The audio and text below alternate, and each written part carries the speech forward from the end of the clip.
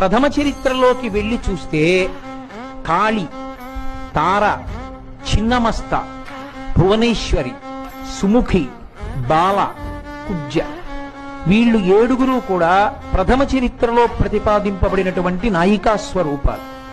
అలాగే మీరు మధ్యమ చరిత్ర దగ్గరికి వచ్చేటప్పటికి మధ్యమ చరిత్రలో మళ్ళీ ఏడుగురు నాయికలు కనపడతారు.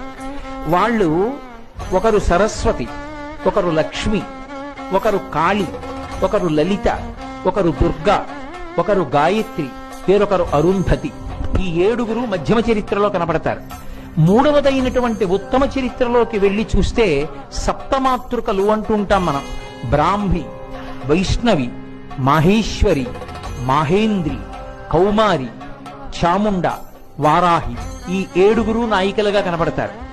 మళ్ళీ ఈ మూడు చరిత్రల్లో కనపడినటువంటి 3 ఏళ్లు 21 సమిష్టి రూపాలైపోయి మళ్ళీ 7గా మారిపోతారు. మారిపోయినప్పుడు వాళ్లే ఒకటి ఆ మొట్టమొదటి స్వరూపంలో ఉండేటటువంటి తల్లి ఆ శ్రీశైలంలో ఉండేటటువంటి భ్రమరాంబ, అలాగే శతాక్షి, అలాగే కనకదుర్గ, 4వది లలితాంబిక, 5వది నంద, 6వది భీమ, 7వది రక్తదంతిక. మళ్ళీ ఈ ఏడుగురు ఒకటిలోకి వెళ్ళిపోతారు. వెళ్ళిపోతే అది